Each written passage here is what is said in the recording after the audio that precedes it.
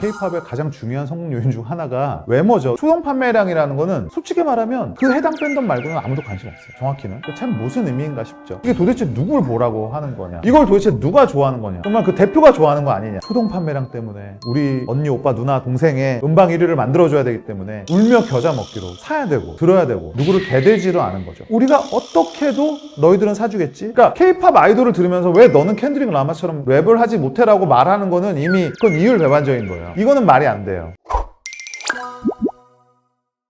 안녕하세요. 음악에 대해서 이야기하고 또 글을 쓰는 음악평론가 그리고 음악인류학 박사 김영대입니다. 오늘은 김영대 평론가님과 함께 K-팝에 대해서 다양한 이야기 나눠보려고 하는데요. 첫 번째로 요즘은 외국인으로만 구성된 K-팝 그룹 그리고 한국어 가사가 없는 노래도 K-팝일까? 라는 질문이 많은데요. 그렇다면 K-팝이란 어떻게 정의할 수 있을까요? 그러니까 원래 우리 음악을 부르는 용어로서 가요라는 말도 있었고 대중음악이라는 말도 있었죠. 그러니까 그때는 대중음악을 한국 사람들이 만들고 한국 사람들이 듣던 시절이기 때문에 어떤 로컬적인 의미가 있었던 거죠. 근데 한국 대중음악이 K-팝이라고 이제 외국인들에 의해서 불려지기 시작하면서 세계 시장으로 나아가고 세계 사람들이 이제 함께 듣는 음악이 되다 보니까 이제 K-팝이 좀 새로운 의미를 갖게 된 거죠. 그러다 보니까 K-팝을 단지 한국에서 한국 사람들이 만든 음악으로 이해하던 시절의 관점으로 보면 사실 지금의 K-팝이 여러 가지 개념적인 충돌이 있을 것 같기는 해요. 가령 영어로 부른 걸 K-팝이라고 할 수 있는가? 한국인 멤버가 없는 것도 K-팝이라고 볼 수 있는가? 이런 건데 이것은 사실 좀 다르게 표현하면 K-팝이라고 하는 정의가 계속 업데이트되고 있다, 저는 이렇게 말하고 싶어요. 그러니까 K-팝이라고 하는 것이 애초에 원래 고정적인 의미를 갖고 태어난 명칭이나 용어가 아니고 어떻게 보면 외부의 시선에 의해서 상대적으로 규정되어 온 그런 개념인 측면이 있거든요. 그러다 보니까 K-팝이 글로벌화되면 글로벌화될수록, 그리고 특히 K-팝이 상대하는 시장의 종류에 따라서 K-팝의 의미가 바뀌는 것 같아요. 가령 캐치아이 같은 그룹은 국내 시장에서는 거의 활동하지 않아요. 그러니까 애초에 그 그룹이 만들어진 이유, 목적 자체가 외국인을 대상으로 한 그룹이기 때문이죠. 그러면 외국인을 대상으로 했기 때문에 K-팝이 아닌가? 라고는 이제 말할 수가 없는 거죠. 왜냐면 같은 산업에서 태어났고 심지어 같은 회사에서 만들어졌어요. 이제 앞으로 이제 시장이 더 글로벌화되고 다양해지면 다양해질수록 이 개념 자체는 변할 것 같아요. 그래서 우리가 K-팝이라는 말을 하나의 의미나 하나의 맥락 속에 가두어서는 안 된다라고 생각을 합니다. K-팝이 세계적으로 성공할 수 있었던 요인 중 하나가 외모라는 이야기가 있는데 K-팝의 성공 요인은 무엇이라고 생각하시나요? K-팝의 가장 중요한 성공 요인 중 하나가 외모죠. 근데 이거는 외모다 이렇게 말하면 뭔가 좀 고급스럽지 않아 보일 수 있겠지만 K-팝이 어떻게 출발했는지를 우리가 보면 될 것 같아요. 이것을 처음 쓰기 시작한 외국인들의 눈에서 볼 때 K-팝은 춤 잘 추고 노래 잘하고 귀엽고 예쁘게 생긴 소년소녀 걸그룹, 보이그룹이었죠. 근데 이런 보이그룹이라는 걸그룹이라는 개념이 결국 그 기원을 거슬러 올라가 보면 미국 대중음악에서 과거에는 라디오를 통해서 귀로만 들었다면 MTV라는 뮤직비디오 채널이 81년에 출범을 했죠. TV를 통해서 시각적으로 음악을 이해하기 시작하면서 외모가 너무 중요해졌고, 그리고 이 뮤직비디오 채널을 통해서 새롭게 등장한 슈퍼스타가 마이클 잭슨, 그리고 그 이후로 마돈나, 소위 말하는 잘생기고 노래 잘하고 춤 잘 추는 주로 티네이저들을 겨냥한 이런 아이돌 그룹들이 등장하게 되는데 이 맥락에서 사실은 우리 K-팝도 등장을 한 거예요. 그러다 보니까 당연히 거기서 굉장히 중요한 하나의 요소를 차지하고 있는 게 외모인 것은 틀림없죠. 그러니까 단순히 예쁘다 잘생겼다라는 의미를 넘어서서 화면 앞에서 매력적으로 보여야 된다. 그게 우리가 보는 화면 속에서 예쁘게 구현이 돼야 된다는 거.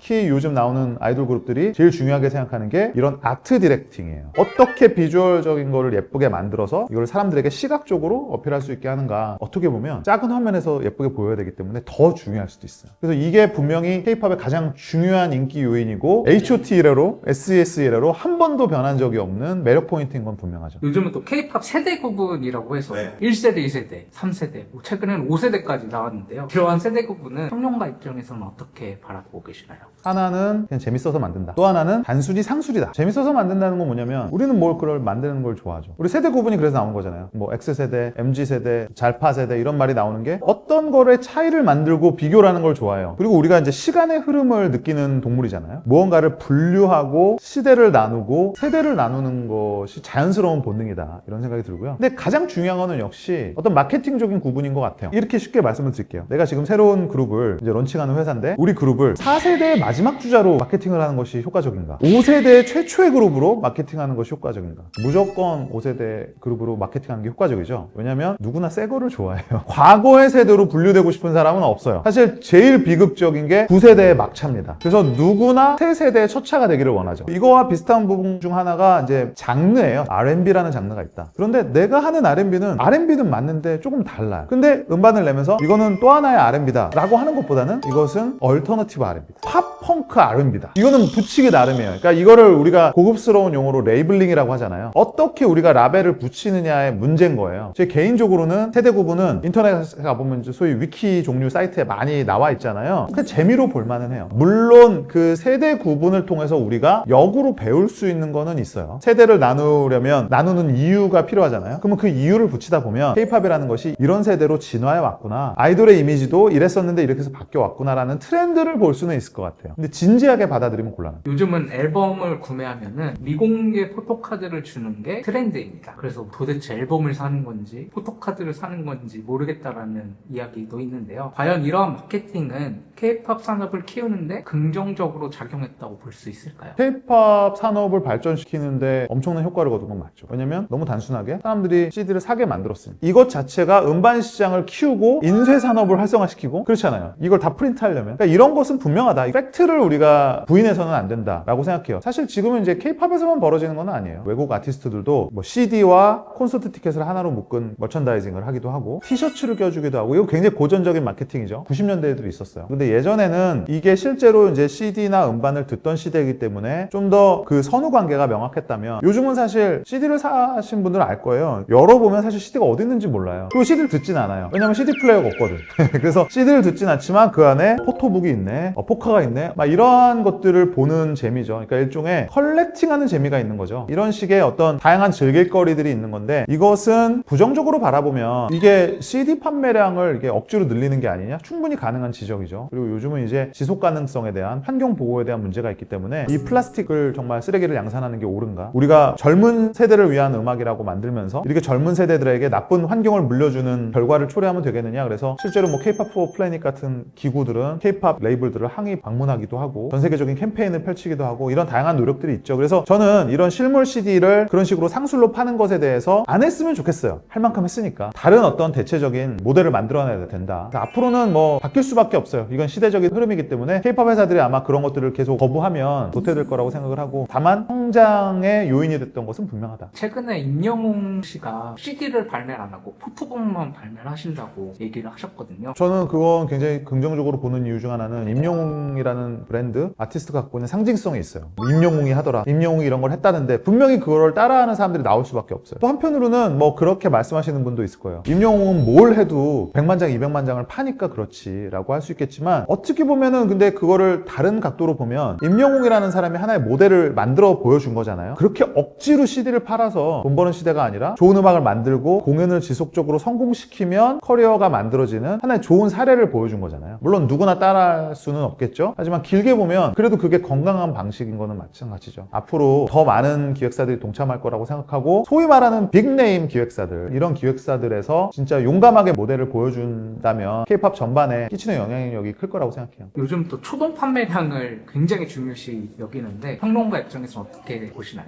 참 무슨 의미인가 싶죠. 초동 판매량이라는 것이 첫 주에 얼마나 많이 푸시를 해서 초반 성적을 어떻게 만들었냐. 그러니까 쉽게 말하면 보여주기 성적을 위한 거예요. 초동 판매량이라는 거는 그 음악이 얼마나 좋은냐를 말하지도 않아요. 얼마나 많은 사람이 그걸 들었냐와도 무관해요. 어떻게 팬들이 최대한 많이 사서 초반에 그 물량을 뽑아냈느냐라는 거거든요. 솔직히 말하면 그 해당 팬덤 말고는 아무도 관심 없어요. 정확히는. 네, 그래서 우리 K-팝 산업이 갖고 있는 어떻게 보면 성과주의, 어떻게 보면 이제 팬덤 간에 과열된 경쟁 그런 측면들이 반영된 어떤 의미로는 좀 흥미로운 사례다 이렇게 말할 수 있을 것 같아요. K-팝은 팬덤과 함께 성장했다고 봐도 무방한데요. 그런데 유독 엔터사들은 팬들에 대해서 홀대한다, 무시한다라는 의견이 많은데 혹시 이것에 대해서는 또 어떻게 생각하시나요? 이건 뭐 각자가 대답이 다를 것 같아요. 엔터사 입장에서는 뭐 우리가 그렇게 무시한 적 없다고 말할 수도 있을 것이고 팬들 사이에서는 또 그런 증언들이 올라오고 있으니까 다만 제가 예전부터 갖고 있었던 기획사의 좀 안일함에 대한 부분인데 이거는 전반적으로 퍼져 있는 문화기도 해요. 기획사들은 팬들을 굉장히 신경 쓰는 것처럼 보여요. 팬들을 마치 무서워하는 것처럼 보여요. 그들의 반응을 맨날 모니터하고 심지어는 직원들이 댓글도 달고 신경을 쓰는데 과연 과연 정말 그들이 원하는 거를 하려고 하는가? 가끔은 좀 의문이 들 때가 있어요. 특히 팬심과 동떨어진 어떤 결과물을 만들어낼 때, 뭐 혹은 전혀 이 시대가 가는 길과 맞지 않는 어떤 스타일의 것들을 시도할 때, 항상 그 커뮤니티 같은 데 보면 신곡이나 뭐 새 앨범이 나오면 팬들 사이에서 항상 설왕설래가 있어요. 이게 도대체 누굴 보라고 하는 거냐? 이걸 도대체 누가 좋아하는 거냐? 정말 그 대표가 좋아하는 거 아니냐? 옛날부터 그런 논란들이 항상 많았거든요. 그럴 때마다 드는 생각은 이런 거죠. 이건 마치 아무거나 만들어서 던져놔도 팬들은 초동 판매량 때문에 우리 언니, 오빠, 누나, 동생의 음방 1위를 만들어줘야 되기 때문에 울며 겨자 먹기로 사야 되고 들어야 되고. 그러니까 이거 자체는 뭐냐면 우리가 흔히 하는 말로 누구를 개되지를 않은 거죠. 우리가 어떻게 해도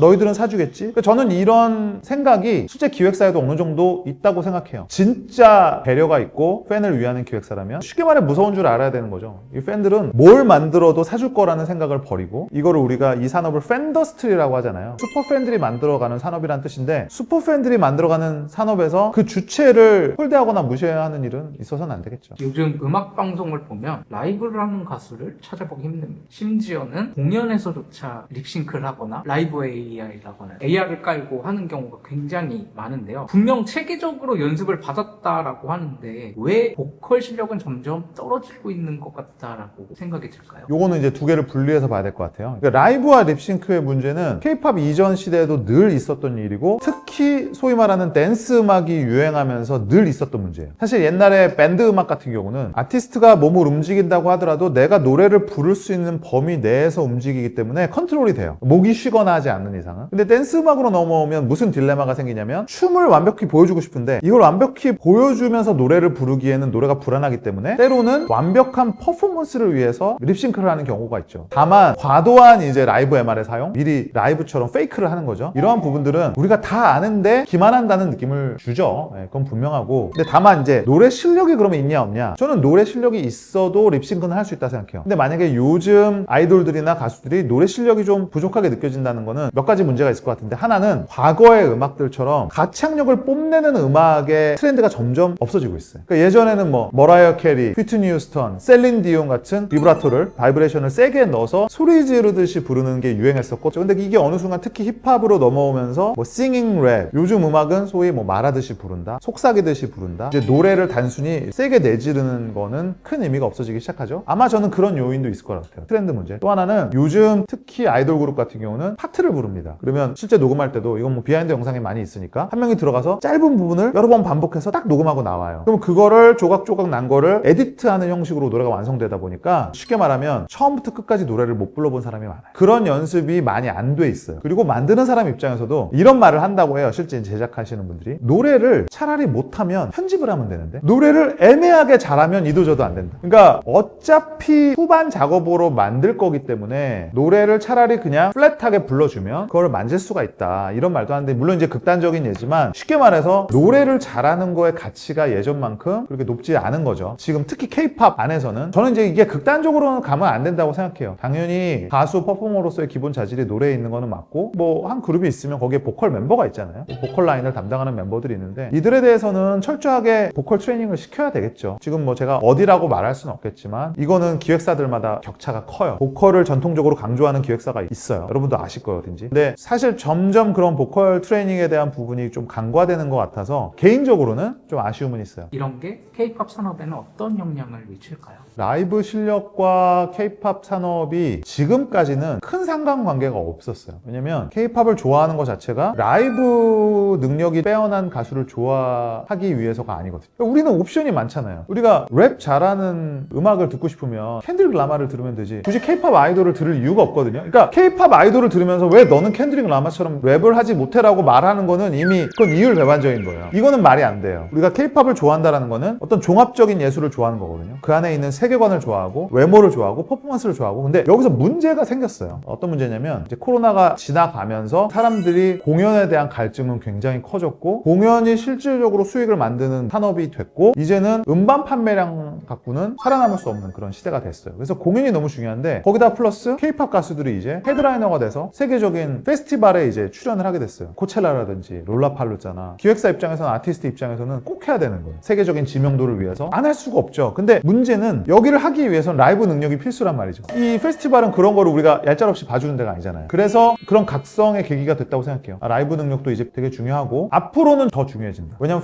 페스티벌의 기회나 라이브 공연의 기회가 훨씬 더 많아졌기 때문에 그게 꼭 노래 실력뿐만 아니라 전반적인 라이브 퍼포밍 능력인 것 같아요. 어떻게 그 무대에서 그 노래를 소화했느냐를 이제는 보기 시작하는 시대가 됐기 때문에 라이브 실력이 이제 떨어진다는 거는 길게 보면 치명타가 될 가능성이 높죠. K-팝 제작 과정을 보면은 노래부터 시작해서 모든 것을 사실상 직원들이 만든다고 볼 수 있는데요. 그래서 아이돌은 잘 만들어진 상품이라고 보는 견해도 있습니다. 혹시 이것에 대해서는 어떻게 생각하시나요? 잘 만들어진 상품이죠. 수많은 아티스트가 콜라보레이션을 해서 K-팝 아이돌이라고 하는 대표 주자를 앞에 세워서 그들이 만든 작품을 소개하는 과정이라고 생각해요. 픽사나 디즈니 애니메이션을 보면 엔딩 크레딧이 한 15분 막 이렇게 돼요. 컴퓨터 그래픽을 한 사람만 수십 명, 수백 명. 그러니까 이미 K-팝이라고 하는 거는 그런 애니메이션 산업처럼 수십, 수백의 아티스트들이 음악을 만들고 가사를 쓰고 편곡을 하고 안무를 짜고 연습을 시키고 하는 아티스트들의 총 집합체다라고 생각을 해요. 다만 그거를 근데 우리에게 받아들이려면 대표 아티스트가 필요하잖아요. 얼굴이 필요하잖아요. 그 얼굴로서 우리는 K-팝 아이돌을 응원하고 좋아하는 거죠. 그래서 저는 잘 만들어진 상품이라는 말이 결코 나쁜 말이 아니다. 좋은 거다. 잘 만들어진 상품이죠. 사실은 그래서 K-팝을 좋아하는 거고. 아이돌과 아티스트의 차이점은 무엇이라고 생각하시나요? 수많은 종류의 예술을 하는 사람들이 있어요. 어떤 사람은 곡만 쓰는 사람들이 있고 어떤 사람은 춤만 추고 어떤 사람은 신이 내린 외모를 갖고 태어나서 대표 주자로 나설 수 있는 정말 특권이죠. 특권을 갖고 태어난 사람들도 있어요. 또 많은 노력을 해야 되겠죠. 그러니까 아티스트는 아이돌이든 뮤지션이든 어떤 분야든 예술가를 통칭하는 말이에요. 그럼 아이돌이라는 건 뭐냐? 그 중에서도 연습생으로 훈련을 받고 회사가 기획하는 그것들을 수행하면서 퍼포먼스라는 거예요. 그걸로 팬들과 관계를 맺으면서 이 팬들에게 많은 사랑을 받고 이 산업을 발전시켜 나가는 그 시스템이자 주역을 우리가 아이돌이라고 하는 거고요. 아티스트가 상위 개념이고요. 아이돌은 그 아티스트의 일부죠. 그러니까 아이돌도 당연히 아티스트죠. 결코 그거를 두 개를 다른 개념으로 이해할 필요는 없다. 우리 입장에서 예술을 즐긴다는 관점은 똑같아요. 내가 미술관에서 모네의 그림을 보든 에스파의 뮤직비디오를 보든 나는 예술을 즐기고 있는 거거든요. 다만 그게 화가의 것이냐 예쁜 아이돌들의 무대냐라는 차이만 있는 거죠. 아이돌도 아티스트다. 저는 충분히 그렇게 말할 수 있다고 생각을 해요. 캐대언이라던가 플레이브라던가 가상의 인물을 좋아하는 그러한 식으로 조금 넘어가고 있는데 혹시 이러한 변화에 대해서 어떻게 생각하시는지. K-팝 데몬 헌터스의 캐대언에 나왔던 그들과 플레이브와 또 좀 다르죠. 개념적으로는 다른데 결국 캐릭터 중심으로 서사 중심으로 스타가 탄생하는 트렌드는 점점 더 강화될 거라고 생각해요. 왜냐면 오랫동안 사람을 관리하고 이 매니지먼트를 한다는 거는 굉장한 리스크와 비용과 우리가 예기치 못하는 부분들이 있어요. 개념적으로만 본다면 버추얼 아이돌이나 캐릭터는 사고도 치지 않고 군대도 안 가도 되고 아무 병크도 없는 이 버추얼 시대를 위한 지금까지의 사전 작업이라고 생각할 수도 있어요. 그런 의미에서 본다면 버추얼 아이돌도 지금까지는 우리가 성공 사례를 많이 보지는 못했지만 제가 장담을 할 수 있어요. 제2의 플레이브, 제3의 플레이브도 나올 거라고 생각하고 그리고 저도 이 바닥에 있는 사람이기 때문에 듣는 게 많잖아요. 수많은 그룹들이 준비하고 있습니다. 거기에는 최고 탑티어의 실력자들이 지금 참여하고 있기 때문에 조만간 그 시대도 여러분들 보실 수 있겠고 K-팝의 시대는 여러분이 생각하는 것보다 훨씬 몇 년, 몇십 년 지금 앞서고 달려가고 있고 앞으로 재밌는 일들을 정말 많이 보게 될 거다라고 생각해요. 마지막으로 K-팝이 지금보다 더 성장하기 위해서 필요한 것은 무엇이라고 생각하시나요?